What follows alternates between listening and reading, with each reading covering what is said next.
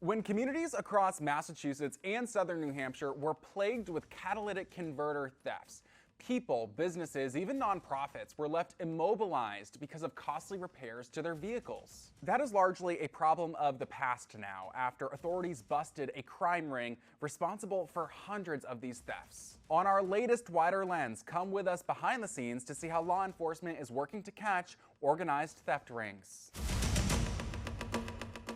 We date check everything, check for damage to the can, sort it by category, goes on this wall, and we prepare it for distribution. At the Wayth Food Pantry warehouse in Rockland, food for neighbors in need is sorted by volunteers before being loaded onto this truck for pop-up events around the community. But on one morning in September of 2022, Executive Director Pamela Denholm said this truck made a terrible noise when it started up. You can hear right away that there's something wrong. There was something wrong. The truck's two catalytic converters had been stolen, leaving the Weymouth Food Pantry scrambling to get food out to its community. And so we were immobilized.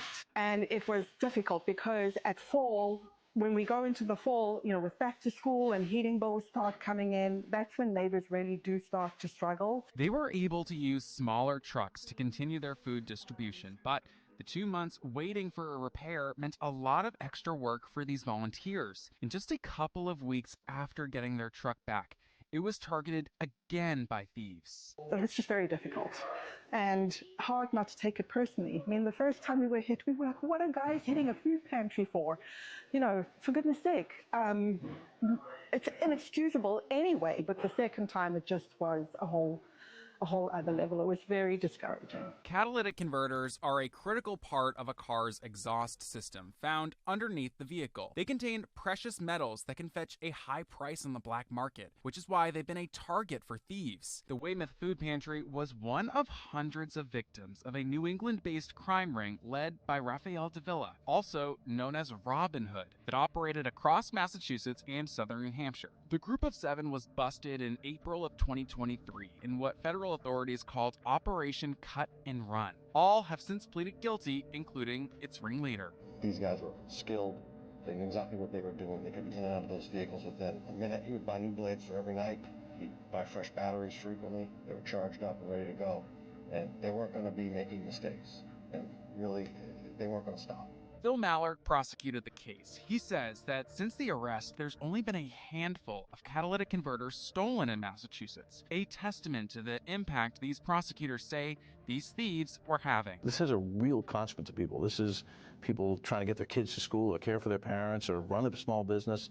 Run a food pantry. Investigators spotted this red Acura time and time again at the scene of the thefts, and agencies were able to share information that linked the string of thefts to one group. We got an inside look at the Massachusetts State Police Fusion Center at headquarters in Framingham. We have strategic analysts who focus on threat reporting, special event support. They're working on investigative analysis for supporting cases. This is the Watch Center, a 24/7 operation lined with traffic cameras, news alerts, even feeds from helicopters. Gives us real-time information from what's going on the field. It's just one component of the Fusion Center, actually, which also has the Mass Crime Net, an information sharing system between agencies. It originally goes back to 2007, pioneered by State Police intelligence analyst Chris Neville. We're up to close to 5,000 individual police officers that are getting a large or wide range of the information that we put out on a daily basis. It really has made a significant difference in identifying criminals, helping other investigators, and just connecting people that otherwise would not normally talk to each other. Connecting people and information here at the Fusion Center. On cases like the catalytic converter thefts, investigators here compiled the work done on the local level to build a bigger case. When we talk about these large-scale organized crime rings, the local departments are the backbone of the investigations. So they're the ones, boots on the ground, doing the initial investigations. Mass Crime Net was integral in busting another theft ring this year. A group was targeting the houses of people of South Asian descent, stealing valuable jewelry and gold, often while they were at temple. Dozens of break-ins were pinned on 4 people in Massachusetts and Rhode Island. Those individuals, we allege, are responsible for 43 burglaries that occurred across 25 towns in Massachusetts in the period between 2018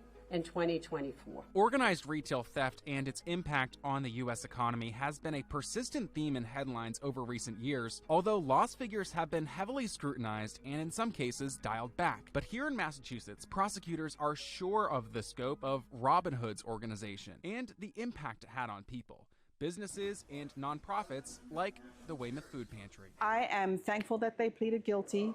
They made some terrible life choices, and they're going to, serve out their sentences and hopefully have some time to reflect on their choices and their actions. Reporting in Boston, I'm Matt Fortin.